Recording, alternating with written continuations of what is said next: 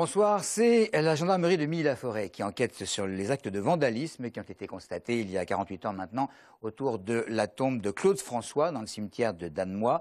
L'un de ses fils a porté plainte, ce sont des ornements qui ont été saccagés. Les enquêteurs ont retrouvé sur place des traces d'ADN, du sang sur des objets cassés. Ce week-end, on a ramassé évidemment les débris pour que les lieux soient plus présentables. Le 11 mars, rappelons-le, c'était le 35e anniversaire du décès de l'idole. C'était la promesse numéro 33 du candidat Hollande pendant la campagne présidentielle. Le décret d'application du contrat de génération est paru samedi au journal officiel. Les entreprises peuvent donc enfin se lancer concrètement. Le but, c'est de favoriser l'emploi d'un jeune en CDI et le maintien d'un senior de plus de 55 ans dans l'entreprise. C'est à Supratec, à Bondoufle, que le président était descendu présenter ce projet. Retour avec Audrey Coll dans l'entreprise. C'était le 1er juin dernier, première visite officielle de François Hollande. Il vient présenter le contrat de génération à Supratec, à Bondoufle. L'entreprise pratiquait déjà le transfert de savoir entre jeunes et seniors.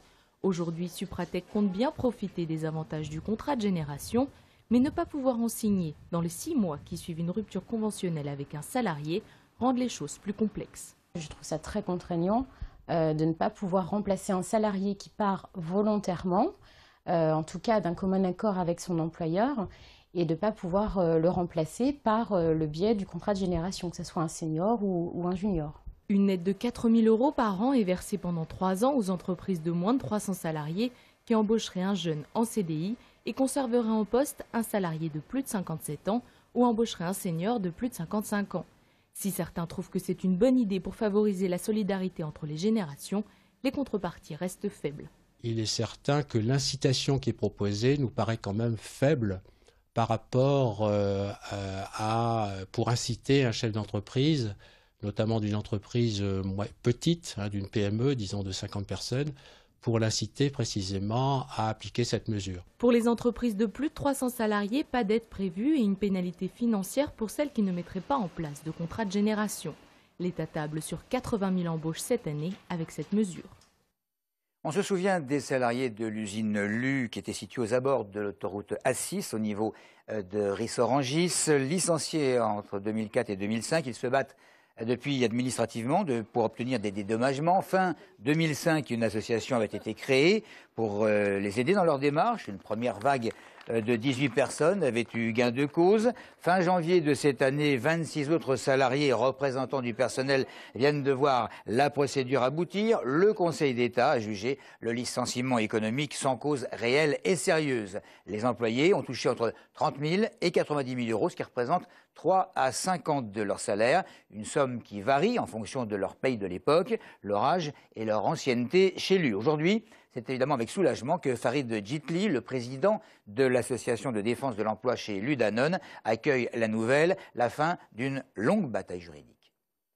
En même temps, on est content et fier d'être allé jusqu'au bout de notre démarche juridique, d'être restés ensemble et d'avoir fait condamner Danone. Ils n'ont pas démissionné en matière juridique puisqu'on est allé cour de cassation, cour d'appel administratif, Conseil d'État pour obtenir les décisions qu'on a obtenues là en septembre et en décembre 2012.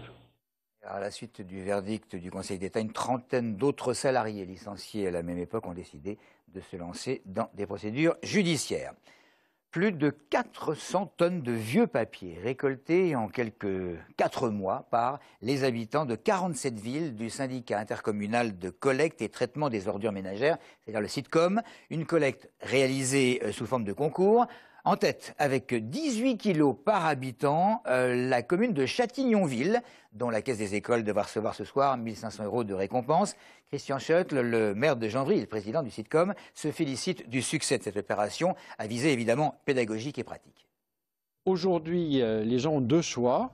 Soit ils laissent leur papier au porte-à-porte, le papier part à Rambouillet, est trié, puis renvoyé, etc. Enfin, c'est très long et c'est très cher. Soit ils peuvent le mettre dans les bornes d'apport volontaire, et là, la filière est directe. Et donc, l'idée, c'était faire ce jeu pour les pousser, les habituer à ce que ça aille directement sur la filière directe, ce qu'ils ont fait d'une façon phénoménale. Voilà, Christian Schultz qui ajoute que l'opération sera reconduite et à la fin de l'année, il y aura un autre concours complètement fou selon lui. Seul indice donné sur la nature de ce concours, grâce à lui, les gens arrêteront de jeter des pierres dans leurs poubelles.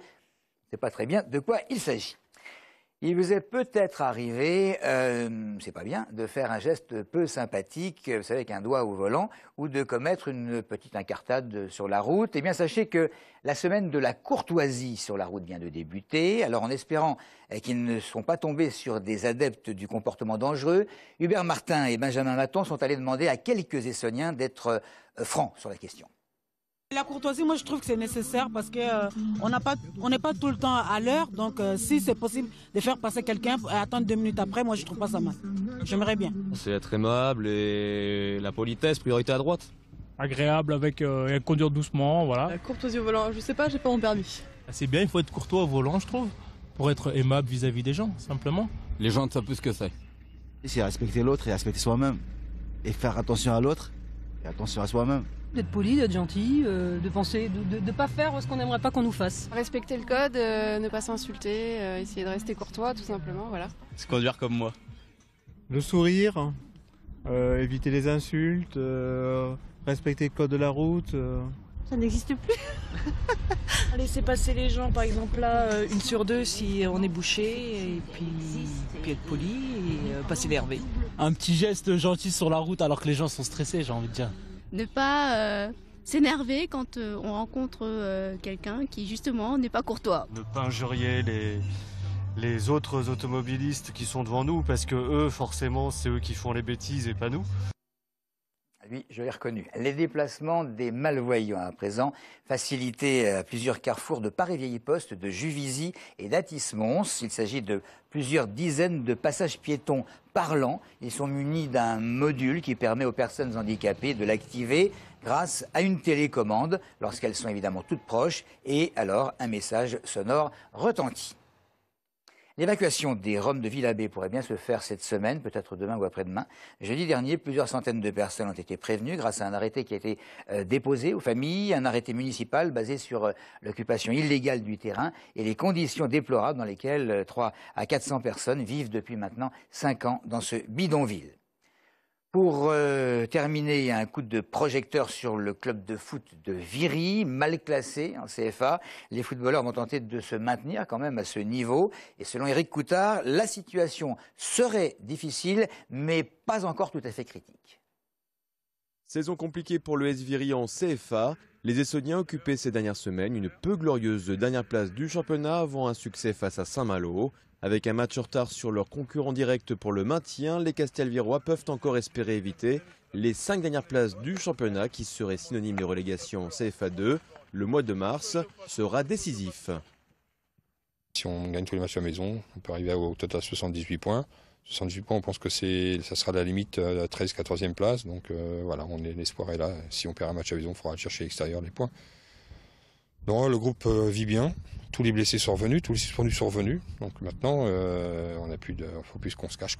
Faut qu'on lâche les chevaux et on monte en puissance. On fait des vrais bons matchs. On perd à Caen après sur un coup du sort.